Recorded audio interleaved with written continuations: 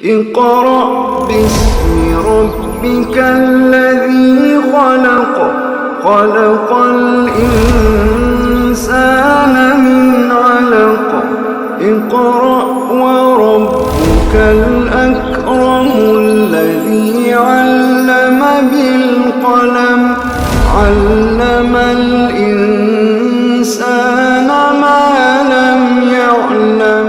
اعوذ باللہ من الشیطان الرجیم بسم اللہ الرحمن الرحیم طٰہ ما انزلنا علیک القرآن لتشقی الا تذکرۃ لمن یخشی۔ یہ قرآن مجید کی 20ویں سورت ہے، سورۃ طٰہ اس کا نام ہے۔ یہ سورت بجا طور پر حضرت موسیٰ علیہ السلام کی سوانح حیات قرار دی جا سکتی ہے۔ ویسے تو حضرت موسیٰ علیہ السلام کا ذکر پورے قرآن مجید میں پھیلا ہوا ہے، اور اگر تمام آیات کو اکٹھا کیا جائے تو والیوم کے اعتبار سے وہ شاید قرآن مجید کے 2.5-3 پارے بن جائیں۔ لیکن قرآن مجید کی 2 صورتیں ایسی ہیں کہ جنہیں بجا طور پر حضرت موسیٰ علیہ السلام کی بایوگرافی یعنی سوانح حیات قرار دیا جا سکتا ہے۔ ایک یہ سورۃ طٰہ اور دوسری سورۃ قصص، لیکن ان دونوں کا اسلوب جو ہے وہ مختلف ہے۔ سورۃ قصص کہانی کے انداز میں ہے کہ بالکل آغاز سے یہ کہا گیا کہ فرعون جو تھا وہ اپنی رعایا کو تقسیم کر رہا تھا، ان میں سے ایک گروہ کو مضبوط کر رہا تھا، دوسرے کو وہ ایکسپلائٹ کر رہا تھا، اپریس کر رہا تھا۔ تو اللہ تعالیٰ کو کمزوروں پر رحم آ گیا، تو اللہ تعالیٰ نے حضرت موسیٰ علیہ السلام کی پیدائش وہاں پر فرمائی، اور اس کے بعد پھر ساری کہانی شروع ہوئی۔ سورۃ طٰہ میں اس کے مقابلے میں ایک اور انداز اختیار کیا گیا ہے جو آپ کو بہت سی موویز کے اندر اور ڈراموں کے اندر ملتا ہے، کہ درمیان میں سے کوئی کہانی جو ہے وہ شروع کی جاتی ہے، اور پھر گفتگو کے اندر وہ پھر بات ساری کی ساری کھولی جاتی ہے۔ ایسا ہی ہوا یہاں پر سورۃ طٰہ میں، یہی انداز ہے کہ درمیان میں سے حضرت موسیٰ علیہ السلام کا ذکر شروع کیا گیا ہے کہ حل اتاک حدیث موسیٰ، آیت نمبر 9 میں ہے، کیا آپ تک موسیٰ کی خبر پہنچی؟ اذ رأى نارا، جب انہوں نے آگ دیکھی، فقال لأہلہ، تو اپنی اہلیہ سے کہا، امکثوا انی آنست نارا، ذرا ٹھہرو میں نے آگ دیکھی ہے، لعلی آتیکم منہا بقبس، شاید میں تمہارے لیے کوئی انگارہ لے آؤں، او اجد علی النار ہدی، یا مجھے آگ کے پاس کوئی رہنمائی مل جائے۔ اب وہاں حضرت موسیٰ علیہ السلام پہنچے تو وہاں سے پھر آواز آئی کہ میں تمہارا رب اللہ ہوں، جوتے اتار دو، تم پاک وادی میں ہو۔ اور پھر اللہ تعالیٰ نے فرمایا کہ یہ تمہارے دائیں ہاتھ میں کیا ہے؟ انہوں نے کہا میرا عصا ہے، اس سے میں یہ فائدے اٹھاتا ہوں، اس کو ڈال دو زمین پر۔ ڈال دیا، وہ اژدہا بن گیا، اور پھر کہا کہ پکڑ لو، پکڑا، پھر لاٹھی بن گیا، اور پھر کہا کہ اپنے گریبان میں سے ہاتھ اپنی بغل میں لے کے جاؤ اور نکالو، وہ نکالا تو بالکل سفید ہو گیا۔ تو کہا کہ یہ 2 نشانیاں میری لے کر جاؤ فرعون کے پاس، وہ باغی ہو رہا ہے، سرکش ہو رہا ہے۔ اور حضرت موسیٰ علیہ السلام نے عرض کی کہ میں نے ان کا ایک آدمی قتل کیا ہوا ہے، تو میرے بھائی ہارون کو بھی میرے ساتھ شامل کر لیجئے۔ تو اللہ تعالیٰ نے کہا جا، جو تم نے مانگا تمہیں دیا گیا۔ اور پھر فرمایا وَلَقَدْ مَنَنَّا عَلَيْكَ مَرَّةً أُخْرَى، کہ ہم نے پہلے بھی ایک مرتبہ تم پر احسان کیا تھا، جب ہم نے تمہاری والدہ کو وحی کی تھی کہ اس کو ایک صندوق میں بند کر کے بہا دو۔ اب ان کی وہ شروع سے کہانی جو ہے پیدائش سے شروع ہو گئی۔ تو یہ بھی ایک انداز ہے کہ جو دنیا میں معروف ہے، عام طور پر موویز اور ڈراموں کے اندر یہ استعمال کیا جاتا ہے۔ لیکن بہرحال اگرچہ نسبت اچھی نہیں، لیکن بات کو سمجھانے کے لیے میں عرض کر رہا ہوں کہ یہ بھی ایک کرنے کا ایک انداز ہوتا ہے۔ قرآن مجید میں یہ انداز جو ہے وہ اختیار کیا گیا ہے۔ زیادہ آپ یعنی کہیں تو یوں سمجھ لیں کہ ڈرامے اور موویز لکھنے والوں نے یا پروڈیوس کرنے والوں نے یہ انداز جو ہے قرآن مجید سے چرایا ہے، تو اس میں قرآن مجید کی عزت ہوگی۔ بسم اللہ الرحمن الرحیم، طٰہ ما انزلنا علیک القرآن لتشقی، طٰہ ہم نے یہ قرآن آپ پر اس لیے نازل نہیں کیا کہ آپ نامراد رہیں۔ عام طور پر جو آپ ترجمہ دیکھتے ہیں وہ ترجمہ ہے کہ تاکہ آپ مشقت میں پڑھیں، لیکن مشقت کا مادہ جو ہے وہ شین قاف قاف ہے، لیکن یہ جو مادہ ہے یہ شین قاف یا ہے، جس سے شقی بنا ہے، نامراد، بدبخت، ٹھیک ہے نا، ایک ہی چیز ہے، یہ بخت والا اور بدبخت، مراد والا اور نامراد۔ سعید کا الٹ ہے شقی۔ تو قرآن مجید ہم نے آپ پر اس لیے نازل نہیں کیا کہ آپ نامراد رہیں۔ یہ جو دو صورتیں میں نے آپ کے سامنے عرض کی ہیں کہ جن میں حضرت موسیٰ علیہ السلام کی بایوگرافی محسوس ہوتی ہے، ایک یہ سورۃ طٰہٰ ہے اور دوسری سورۃ قصص ہے۔ سورۃ قصص کے آخر میں آیا ہے ان الذی فرض علیک القرآن لرادک الی معاد، یقیناً وہ ہستی جس نے آپ پر قرآن مجید فرض کیا ہے وہ لازماً آپ کو لوٹائے گی منزل مراد تک۔ یعنی دونوں میں ایک ہی بات ہے کہ قرآن مجید ہم نے نازل کیا ہے جسٹ ایسے ہی نہیں، بلکہ ہم نے جو آپ کو ڈیوٹی تفویض کی ہے کہ اللہ کو بڑا کرو، اللہ کے دین کو غالب کرو، عرب پر بلکہ پوری دنیا پر اللہ کے دین کا جھنڈا لہراؤ، یہ نبی اکرم صلی اللہ علیہ وسلم کے بھیجے جانے کا مقصد ہے نا، لِیُظْہِرَہُ عَلَى الدِّینِ کُلِّہِ۔ لیکن اب جو نبی اکرم صلی اللہ علیہ وسلم کو اسائنمنٹ دی گئی کام کی، پریکٹیکل اسائنمنٹ ایک تھی، یعنی گول اسائنمنٹ تو یہ تھی، لیکن جو پریکٹیکل اسائنمنٹ تھی وہ کیا تھی؟ فَذَكِّرْ بِالْقُرْآنِ مَن يَخَافُ وَعِيدِ۔ سورۃ کہف کے اندر بھی ذکر آیا تھا کہ نبی اکرم صلی اللہ علیہ وسلم کو کہا گیا کہ آپ قناعت اختیار کریں اپنے انہی ساتھیوں کے ساتھ کہ جو صبح و شام اللہ کو یاد کرتے ہیں۔ حالانکہ ایک قبائلی معاشرے میں دوز ہو میٹر وہ تو دوسرے ہیں، سرداران، کھاتے پیتے لوگ، اور نبی اکرم صلی اللہ علیہ وسلم بجا طور پر سمجھتے تھے کہ اس ٹرائبل سوسائٹی میں اگر واقعی میں کچھ حاصل کرنا چاہتا ہوں، اچیو کرنا چاہتا ہوں، تو جب تک قبائل میرا ساتھ نہیں دیں گے اور قبائل اپنے اپنے قبیلوں کو لیڈ کرتے ہوئے میرے ساتھ نہیں ہوں گے تو میں کچھ بھی اچیو نہیں کر سکتا۔ لیکن نبی اکرم صلی اللہ علیہ وسلم کو سرداروں کو گھاس ڈالنے کی اللہ تعالیٰ نے بالکل اجازت دی۔ کبھی یہ کہ وَاصْبِرْ نَفْسَكَ مَعَ الَّذِينَ، کبھی یہ کہ اپنے عزیز و اقارب کو خبردار کرو، وَاخْفِضْ جَنَاحَكَ لِلْمُؤْمِنِينَ، اور جو ایمان والے ہیں ان کے لیے پر بچھاؤ، کہ نا، ان کے لیے اپنے کندھے جھکاؤ۔ اور عَبَسَ وَتَوَلَّىٰ تو آخری انتہا ہے نا، اس پہ جب ہم پہنچیں گے تو انشاءاللہ اس کو دیکھیں گے کہ بظاہر کیا ہے کہ ان دونوں کے درمیان کوئی جوڑ نہیں ہے۔ نبی اکرم صلی اللہ علیہ وسلم کو بھیجا گیا اظہار دین حق کے لیے، دین حق کے غلبے کے لیے، لیکن اس غلبے کے لیے جو کام بظاہر نظر آتا تھا اس سے آپ کو بار بار منع کر دیا جاتا ہے۔ تو اب کیونکہ وہ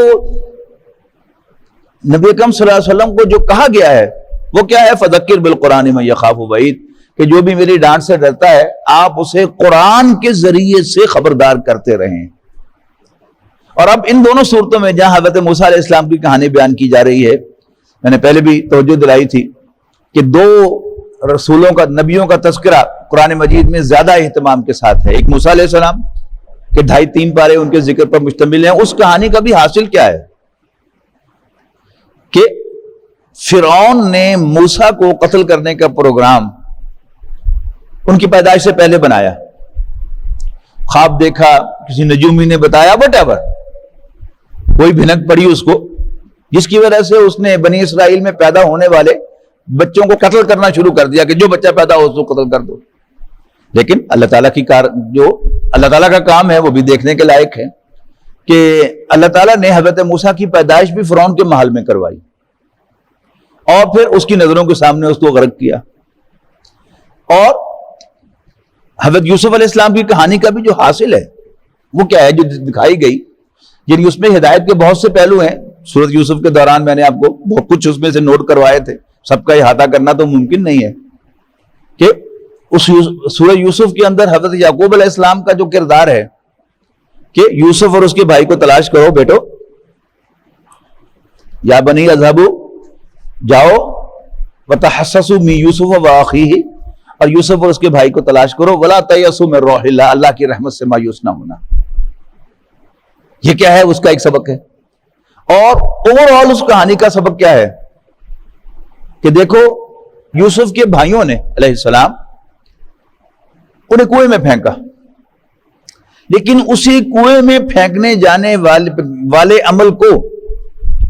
اللہ تعالیٰ نے حضرت یوسف علیہ السلام کے لیے سیڑھی بنا دیا مصر کے اعلیٰ ترین تک ایوان تک پہنچنے کے لیے۔ تو اس میں جو اسائنمنٹ ہے وہ دل میں رہے آپ کے، وہ ہم آپ کو اس منزل مراد تک پہنچائیں گے، کہاں سے راستہ نکالیں گے، یو ہیو نو آئیڈیا۔ حضور صلی اللہ علیہ وسلم کا خیال درست تھا کہ یہ ایک ٹرائبل سوسائٹی ہے، قبائلی معاشرہ ہے، جہاں جب تک قبائل میرا ساتھ نہیں دیں گے میں کچھ نہیں کر سکتا۔ لیکن کون سے قبیلے؟ یعنی آپ مکہ مکرمہ میں جب آپ خاندان بنو ہاشم سے نکال دیے گئے تو آپ طائف گئے، مدینہ تو آپ کے وہم و گمان میں بھی نہیں تھا۔ لیکن بہرحال وہی ہوا، اوس اور خزرج نے رسول اللہ صلی اللہ علیہ وسلم کی میزبانی کے لیے آپ کو پیشکش کی کہ ہم آپ کو اڈاپٹ کرتے ہیں۔ تو پھر ہجرت کے 7.5 سال کے بعد مکہ فتح ہو گیا۔ تاہا ما انزلنا علیک القرآن لتشقی، اے نبی ہم نے آپ پر یہ قرآن اس لیے نازل نہیں کیا کہ آپ نامراد رہیں، الا تذکرۃ لمن یخشی، بلکہ یہ تو ایک نصیحت ہے لمن یخشی، ہر اس شخص کے لیے جو ڈرتا ہو۔ تنزیلا ممن خلق الارض والسماوات العلی، نازل کیا گیا ہے اس ذات کی طرف سے جس نے پیدا کیا زمین اور آسمانوں کو جو بلند ہیں۔ الرحمن علی العرش استوی، وہ رحمان ہے تخت سلطنت پر جلوہ افروز۔ لہو ما فی السماوات وما فی الارض، اسی کا ہے جو کچھ آسمانوں میں اور زمین میں، وما بینہما، اور ان کے مابین، وما تحت الثری، اور جو کچھ مٹی کے نیچے ہے۔ وَإِن تَجْهَرْ بِالْقَوْلِ، اور خواہ تم پکار کر اپنی بات کہو، فَإِنَّهُ يَعْلَمُ السِّرَّ وَأَخْفَى، تو وہ تو جانتا ہے چپکے سے کہی ہوئی باتوں کو بھی اور اس سے بھی زیادہ چھپی ہوئی باتوں کو بھی۔ اللہ لا الہ الا ہو، اللہ وہ ہستی ہے کہ جس کے سوا کوئی عبادت کے لائق نہیں ہے۔ لہ الاسماء الحسنی، سارے اچھے نام اسی کے ہیں۔ وَهَلْ أَتَاكَ حَدِيثُ مُوسَىٰ، اور کیا پہنچی آپ تک خبر موسیٰ کی، اِذْ رَأَىٰ نَارًا، جب اس نے آگ دیکھی، یعنی موسیٰ علیہ السلام نے آگ دیکھی، قَالَ لِأَهْلِهِ، تو اپنی اہلیہ سے کہا، امکثوا، ٹھہرو، انی آنست نارا، میں نے آگ دیکھی ہے، لعلی آتیکم منہا بقبس، شاید میں تمہارے لیے کوئی انگارہ لے آؤں، او اجد علی النار ہدی، یا میں اس آگ سے کوئی رہنمائی لے آؤں، اس لیے کہ رات، اندھیری رات میں ٹھنڈ بھی تھی اور راستہ بھی بھول گئے۔ فلما اتاہا نودی یا موسیٰ، اور جب وہ وہاں پہنچے اس آگ کے پاس، پکارا گیا، موسیٰ انی انا ربک فاخلع نعلیک، میں تیرا رب ہوں، تو اپنے جوتے اتار دے، انک بالوادی المقدس طویٰ، یقیناً تم ایک مقدس طویٰ کی وادی میں ہو، وانا اخترتک، اور میں نے تمہیں چن لیا ہے، فاستمع لما یوحیٰ، تو جو میں تیری طرف وحی کروں اس کو غور سے سنو، اننی انا اللہ، میں ہی اللہ ہوں، لا الہ الا انا، میرے سوا کوئی عبادت کے لائق نہیں ہے، فاعبدنی، بس میری بندگی کرو، وَأَقِمِ الصَّلَاةَ لِذِكْرِی، اور نماز قائم کرو میری یاد کے لیے۔ ان الساعۃ آتیۃ، یقیناً قیامت آنے والی ہے، اکاد اخفیہا، میں چاہتا ہوں کہ پوشیدہ رکھوں اس کے وقت کو، لِتُجْزَىٰ كُلُّ نَفْسٍ بِمَا تَسْعَىٰ، تاکہ بدلہ دیا جائے ہر شخص کو اس کی کوشش کا، فَلَا يَصُدَّنَّكَ عَنْهَا، تو نہ روکے تمہیں اس کا فکر کرنے سے، من لا یؤمن بہا، وہ جو اس پر ایمان نہیں رکھتا، واتبع ہواہ، اور اپنی خواہشات کے پیچھے چلتا ہے، فتردى، اگر تم نے ایسا کیا تو ہلاکت میں پڑ جاؤ گے۔ وما تلک بیمینک یا موسیٰ، اور موسیٰ یہ تیرے دائیں ہاتھ میں کیا ہے؟ قال ہی عصای، موسیٰ علیہ السلام نے عرض کی کہ یہ میرا عصا ہے، اتوکل علیہا، میں اس سے ٹیک لگاتا ہوں، وَأَحُشُّ بِهَا عَلَىٰ غَنَمِی، اور میں اپنی بکریوں کے لیے پتے جھاڑتا ہوں، وَلِیَ فِیہَا مَآرِبُ أُخْرَىٰ، اور میں اس سے اور بھی بہت سے کام لیتا ہوں۔ قَالَ أَلْقِیہَا یا موسیٰ، اللہ نے فرمایا تو پھر پھینک دو اے موسیٰ اس کو، فالقاہا تو انہوں نے اس کو پھینک دیا، فاذا ہی حیۃ تسعی تو وہ یکایک ہو گیا عصا ایک سانپ جو دوڑ رہا تھا۔ قال خذھا ولا تخف، اللہ نے فرمایا پکڑ لو اس کو اور ڈرو مت، سنعیدھا سیرتھا الاولی ہم لوٹائے دیتے ہیں اس کو اپنی پہلی حالت میں، وضمم یدک الی جناحک اور دبا لو اپنا ہاتھ اپنی بغل میں، تخرج بیضاء وہ نکلے گا سفید ہو کر، من غیر سوء بغیر کسی تکلیف کے، آیۃ اخری یہ تمہارے لیے دوسری نشانی ہوگی، لنریک من آیاتنا الکبریٰ تاکہ ہم تمہیں اپنی بڑی بڑی نشانیاں دکھائیں، اذهب الی فرعون انہ طغی تو جاؤ فرعون کے پاس وہ سرکش ہو رہا ہے، قال رب اشرح لی صدری حضرت موسیٰ نے عرض کی کہ ربا مجھے انشراح صدر عطا کر، میرے اندر آمادگی پیدا کر، میرے سینے کو کھول دے، ویسر لی امری اور میرے لیے میرے کام کو آسان بنا، واحلل عقدۃ من لسانی اور میری زبان کی گرہ کو کھول دے، یفقہوا قولی تاکہ لوگ میری بات کو سمجھیں، واجعل لی وزیرا من اہلی اور مقرر کر دے میرے لیے ایک وزیر میرے کنبے میں سے،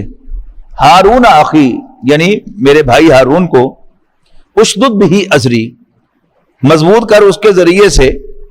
میری کمر کو، میرے ہاتھ کو،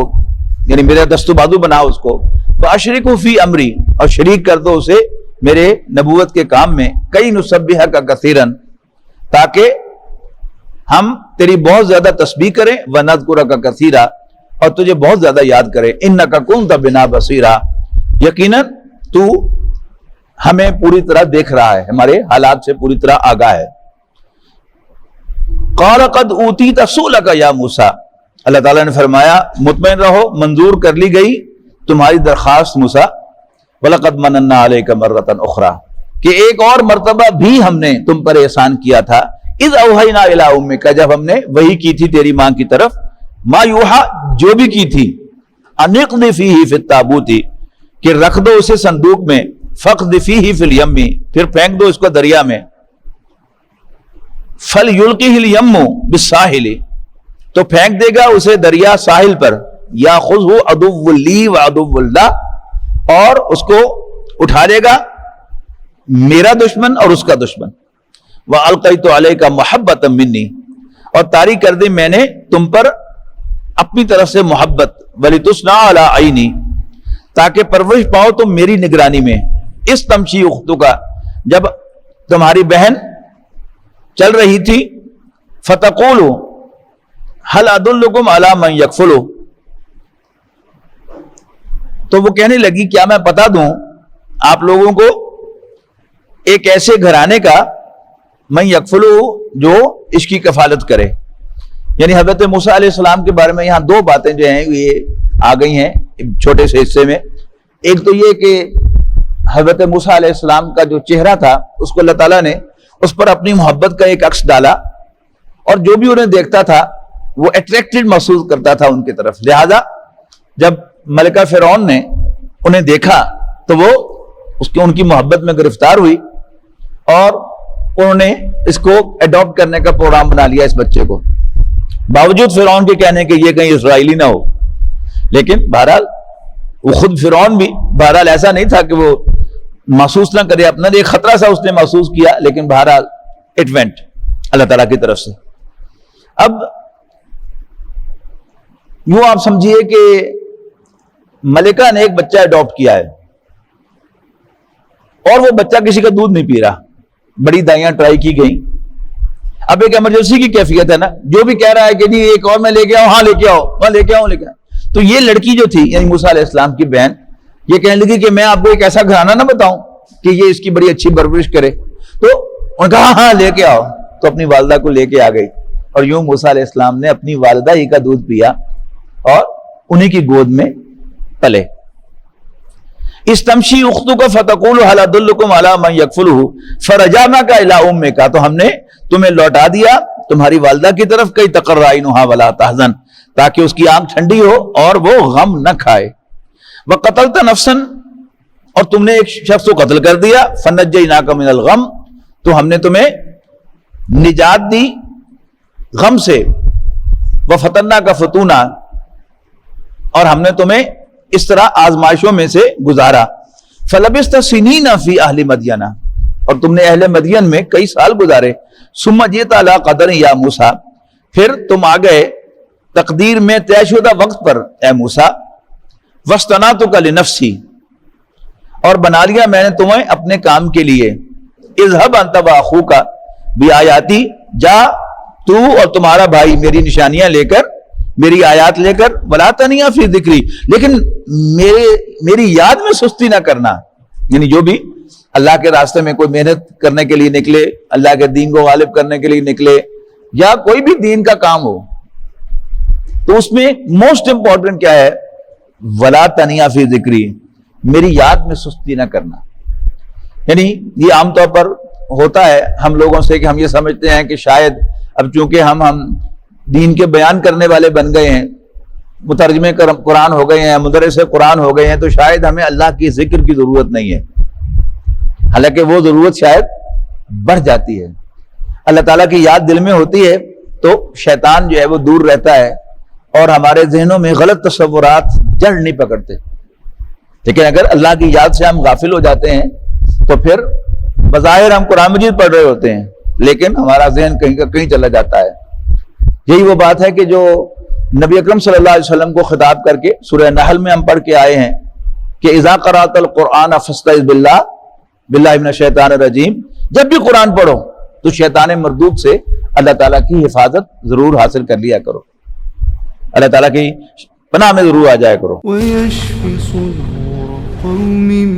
مُّؤْمِنِينَ وَشِفَاءٌ لِّمَا فِي الصُّدُورِ وَإِذَا مَرِضْتُ فَهُوَ